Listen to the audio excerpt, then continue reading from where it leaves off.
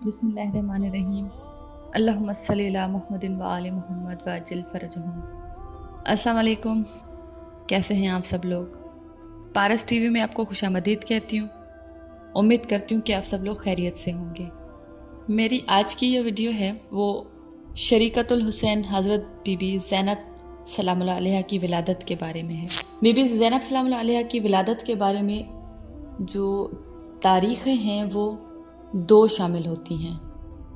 بعض روایتوں میں ہے کہ وہ 5 جمادی الاول کو پیدا ہوئی ہیں اور بعض روایتوں میں وہ 1 شعبان کو پیدا ہوئی ہیں۔ حضرت بی بی زینب کی حیات طیبہ کو دیکھتے ہیں تو سیدہ زینب ایک فرد نہیں بلکہ اپنے مقدس وجود میں ایک عظیم کائنات سمیٹے ہوئے ہیں، ایک ایسی عظیم کائنات جس میں عقل و شعور کی شمع اپنی مقدس کرنوں سے کاشانہ انسانیت کے در و بام کو روشن کیے ہوئے ہیں، اور جس کے مینار عظمت پر کردار سازی کا ایسا پرچم لہراتا ہوا نظر آتا ہے کہ بی بی زینب کے مقدس وجود میں دنیا بشریت کی وہ تمام عظمتیں اور پاکیزہ نعمتیں رفعتیں سمٹ کر ایک مشعل راہ بن جاتی ہیں۔ عورتوں کی فطری ذمہ داری کو پورا کرنے اور بنی نوح آدم کو حقیقت کی پاکیزہ راہ دکھانے میں جہاں مریم و آسیہ و ہاجرہ و ختیجہ اور طیب و طاہرہ صدیقہ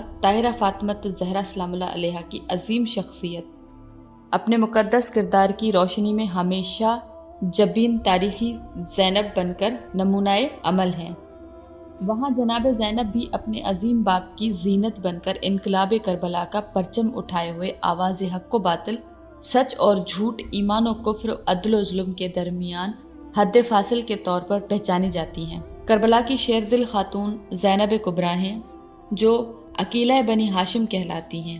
انہیں سیدہ زینب نے کربلا کی سرزمین پر کسب کمال میں وہ مقام حاصل کیا جس کی سرحدیں دائرہ امکان میں آنے والے ہر کمال سے آگے، اور حضرت زینب کی شخصیت تاریخ بشریت کے کردار ساز ہستیوں میں ایک عظیم اور منفرد مثال بن گئی۔ جب جناب سیدہ زینب کی ولادت ہوئی تو رسول خدا کی خوشحالی کے حوالے سے کچھ عرض کرتی چلوں کہ حضرت زینب امام علی اور حضرت فاطمۃ الزہرا سلام اللہ علیہ کی بیٹی یعنی حضرت محمد کی نواسی تھیں۔ وہ 1 شعبان 6 ہجری کو مدینہ میں پیدا ہوئیں۔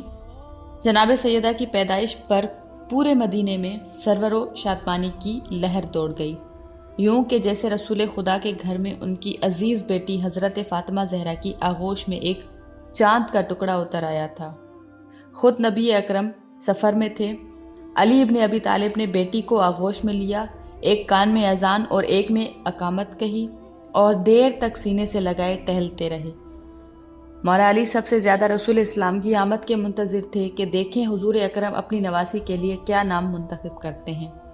رسول اسلام جن کا ہمیشہ سے یہ معمول تھا کہ جب بھی کہیں جاتے تو اپنی بیٹی فاطمہ کے دروازے پر سلام کر کے رخصت ہوتے تھے، اور جب بھی کہیں سے واپس آتے تو سب سے پہلے در سیدہ پر آ کر سلام کرتے اور بیٹی سے ملاقات کے بعد کہیں اور جاتے تھے۔ آج سب جیسے ہی سفر سے پلٹے سب سے پہلے فاطمہ کے گھر میں داخل ہوئے، اہل خانے کو سلام کیا اور نو مولود کی مبارکباد پیش کی۔ رسول اسلام کو دیکھ کر سب تعظیم کے لیے کھڑے ہو گئے اور حضرت علی نے بیٹی کو ماں کی آغوش سے لے کر نانا کی آغوش میں دے دیا۔ بچی کو دیکھ کر رسول خدا نے گریہ کرنا شروع کر دیا۔ کسی نے دریافت کیا تو پھر رسول خدا نے ارشاد فرمایا کہ جبرائیل امی نے مجھے بتایا ہے کہ میری یہ بیٹی کربلا کے روح فرسا مسائب میں میرے حسین کے ساتھ برابر کی شریک ہوگی۔ اس کے بعد آپ نے وہاں موجود لوگوں سے مخاطب ہو کر ارشاد فرمایا کہ یہ میری بچی ختیجۃ الکبریٰ کی منوعاً ہو بہو تصویر ہے۔ روایت میں ہے کہ نبی اکرم نے پیار کیا اور کچھ دیر تامل کے بعد فرمایا خدا نے اس بچی کا نام زینب منتخب کیا ہے، اس لیے کہ زینب کے معنی ہے باپ کی زینت، جس طرح عربی زبان میں زین معنی زینت اور اب معنی باپ کے ہیں، یعنی باپ کی زینتیں۔ رسول خدا نے جناب سیدہ زینب سلام اللہ علیہ کو اپنے سینے اقدس سے لگایا اور اپنا رخسار مبارک زینب بنت علی کے رخسار مبارک پر رکھ کر اتنا گریہ کیا کہ آپ کے آنسو چہرہ مبارک پر جاری ہو گئے، کیونکہ وہ جناب سیدہ زینب پر آنے والے مصائب سے آگاہ تھے۔ کتاب قاموس غلا میں آیا ہے کہ لفظ زینب اصل میں وہی زینب ہے کہ جس کی معنی اپنے باپ کی زینت ہے۔ تمام مورخین نے لکھا ہے کہ بلند مقام فرشتے جناب جبرائیل نے اس مبارک نام کو خداوند کی طرف سے انتخاب کیا تھا، اور کتنا خوبصورت نام ہے۔ اللہم صلی علی محمد و آل محمد۔ امید کرتی ہوں کہ آپ کو یہ میری ویڈیو پسند آئی ہوگی۔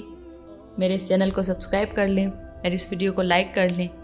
جزاک اللہ خیر۔ اللہم صلی علی محمد و آل محمد وعجل فرجہم۔